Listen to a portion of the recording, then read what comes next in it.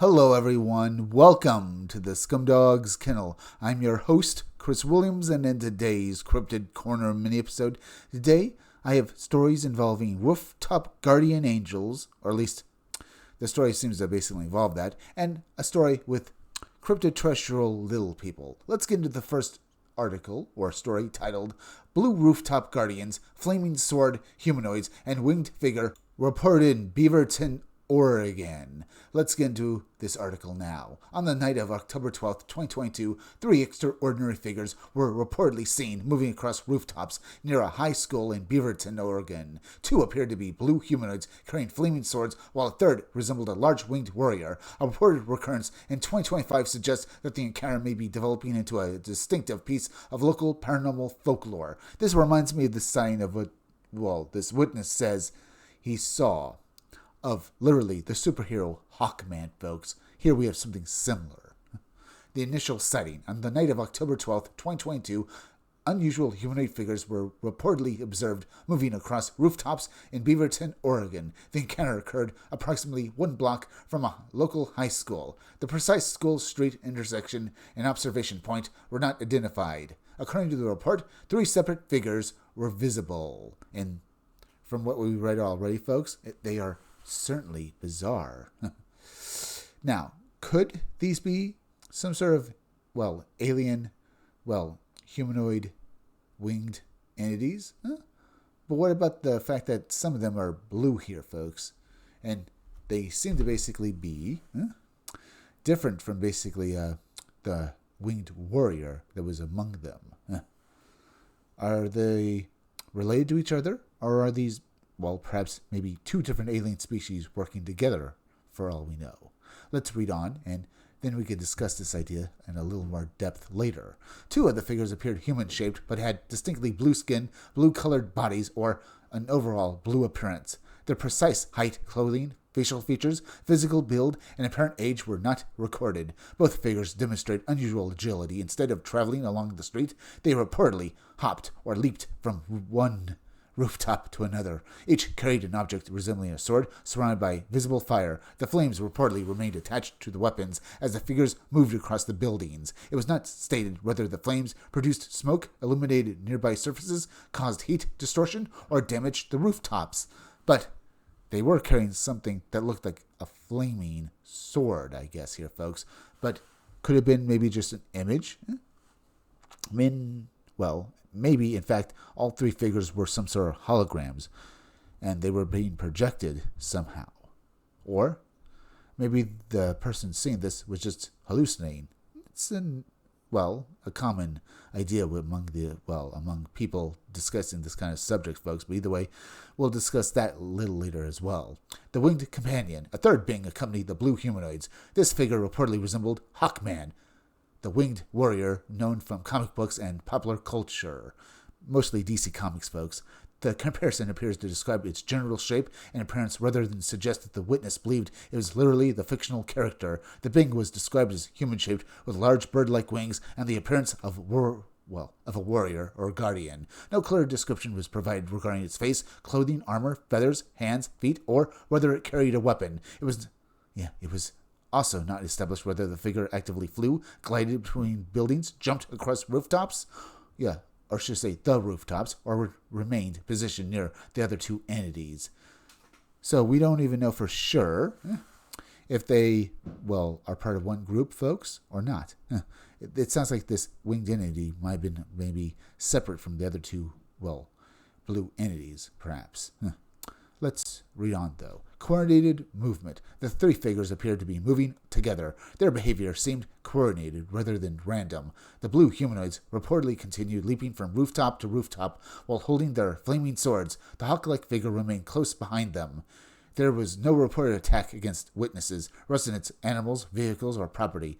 The entities appeared focused on traveling through the area or observing something outside the witnesses' field of view. No voices, wing beats, footsteps, mechanical sounds, odors, unusual sensations, or atmospheric effects were included in the account. So, no one heard any voices, and the entities didn't even basically apparently make any sounds as they moved.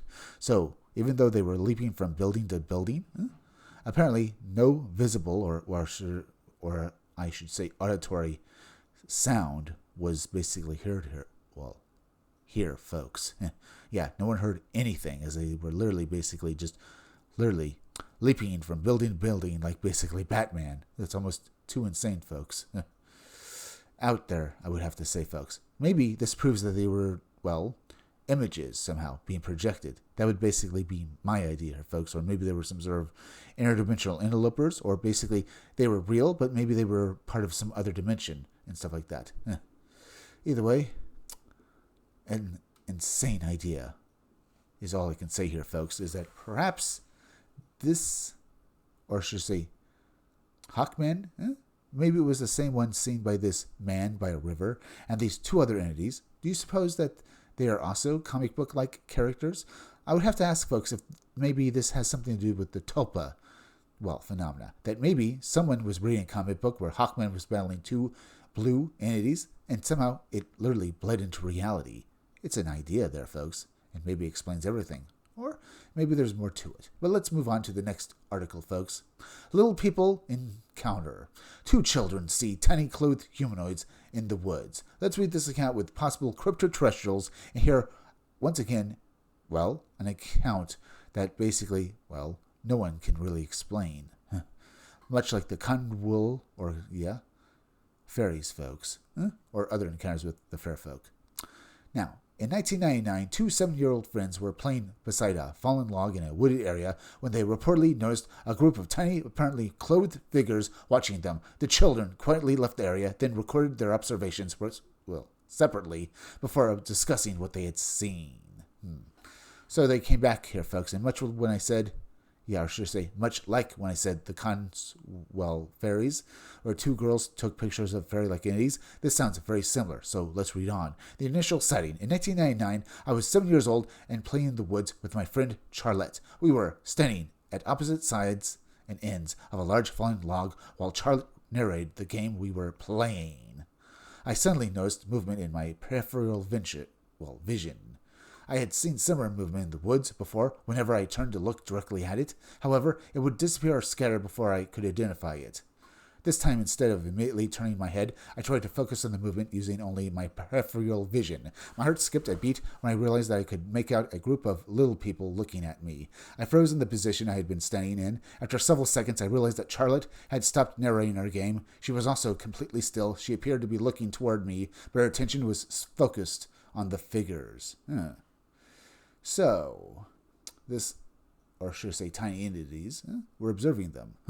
That's kind of creepy there, folks, but let's get back to the story. The little figures, I am fairly certain they were wearing clothing because they did not appear to be naked. I could tell that they knew we had noticed them. When Charlotte moved her eyes, the figures disappeared. We did not speak about what had happened until we were safely inside her house. We were not exactly afraid during the walk home. We were mostly confused. Before discussing the encounter, we each wrote down what we had seen so we could determine whether our descriptions matched. Unfortunately, both descriptions were vague. The 2 details we agreed on were that the figures appeared to be clothed and were definitely less than 1 foot tall. So, those details were basically the same then. But, both the descriptions were vague. I was just warning folks that maybe that some of the details are different. Maybe these 2 girls saw something, but what they actually saw, there were definitely definite differences between the sightings, perhaps. That maybe the witnesses saw little differences that each other didn't actually, really see. But let's read on, folks. The witness's reaction. One thing we both understood was that we should mind our own business and not go searching for them. Normally, our instinct would have been to investigate. After all, we thought we had discovered a colony of little people living in the woods. What continues to affect me is the way we reacted. We quietly left the area and did not discuss the sign until we were behind closed doors. Even then, we did not immediately speak about it. We wrote everything down first. I do not remember being terribly frightened. We seemed to accept what had happened and move on, although the experience gave us a new understanding of what might be possible in this world or universe. And I have to say, folks, I totally agree with the witness here, folks. After such an encounter, even if you were a little girl, I think you'd come to this conclusion at some point in your life after rethinking and, remembering the experience that you had like this. But once more, let's get back to the witness's story. Later in life, I watched the film The Indian in the Cupboard, which reminded me of the little people we had seen. By that time, however, I was no longer seeing them. Charlotte and I continued talking about the unexplained movement we occasionally noticed from the corners of our eyes, but we could never determine what it was. Charlotte was different from from most children I knew. She and her father were huge hippies. They had a tire swing in the kitchen and no television. Her imagination was so magnificent that it seemed to make my own mind radiate. So I sometimes wondered whether Charlotte's narration during our games was so powerful and energetic that we somehow manifested something we could not both see. Little people had never appeared in either of our imaginary games. When we confirmed that we had both seen the same type of figures, we were amazed because neither of us had ever imagined or dreamed about tiny people existing in this universe. So maybe this is another account of maybe a Tupla-like effect, folks. And I would have to say maybe the other girl, besides basically, Charlotte, maybe she had something to do with this as well. Remember, there's also such a thing as an egregore, folks, where multiple people believe in something, and apparently maybe it can manifest into reality. So I'm not discounting this idea, folks. It could be Charlotte. Maybe even some kind of, manifestation, perhaps, of a poltergeist effect. Some people say that basically sometimes young girls, if they're going through emotional turmoil, they can basically radiate or basically manifest psychic powers, particularly telekinesis that can affect the physical world. Here, though, it sounds like Charlotte, as far as I can see, folks, was a happy little girl with a huge imagination and a happy family. So maybe instead, basically, this basically being some girl who was in turmoil, maybe it was a happy little girl who, for whatever reason, love manifested her power, and it literally affected the physical world. But I can't be for sure. All you know for sure, folks, here is that this story sounds reasonably realistic to me, folks. Not that basically stories have to be realistic, but here I see certain parallels with various stories, as I said, of poltergeist activity. But it seems to basically be the opposite, that maybe these two little girls manifested something into reality, and it literally, for a short time, was as real as you or I. Now, with the first story with basically these three alien entities, folks, it could be something similar to what Charlotte basically manifested if she did cause this power, folks. For all we know, folks, the witness himself, remember, he called this entity Hawkman, the one-winged warrior, right? Now, I don't mean that the entity had one wing here, folks, but the winged entity that looked like a warrior, perhaps he was somehow manifested from this man's mind. And the two blue humanoids, maybe they were also manifested through his mind, folks, because maybe what happened here is that these entities were some sort of psychic projections, and the two blue entities were basically supervillains, perhaps. I would love to know if anyone can read through a comic book and see if Hawkman ever, fought two blue, bad guys or something. Either basically being in his own title or maybe in, literally, folks, the Justice League. For all we know, folks, what was actually going on there was literally a scene from a comic book or even a TV show, folks, replaying physical reality. And because not everyone has watched every single thing in existence, folks, regarding basically these heroes or villains or even media in, general, maybe this literally someone was reading a comic book and literally this manifested into reality, this scene. I can't be for sure. All I know, folks, is that this seems less like basically crypto-terrestrials or even alien encounters, folks, and more along the lines of basically psychic power manifesting into reality. So that is generally something to wonder about, folks. Wonder about it. I keep saying that word, folks. Yeah, but that's what I have to say. All we can really do is wonder if this is true. It changes everything we know about the world, folks, and that maybe our own thoughts affect the world in ways we can't imagine. Either way, we're now at the end, so please go subscribe to my YouTube channel, Read Comics That Are Bad For You. You can use the YouTube link down below in the descriptions or the chat. To go subscribe to me. Hit that like button for me. Make sure you're still subscribed. Leave some comments down below. Hit that bell for notifications. Make sure to hit the part of the bell that'll give you all future notifications, and please share this video out.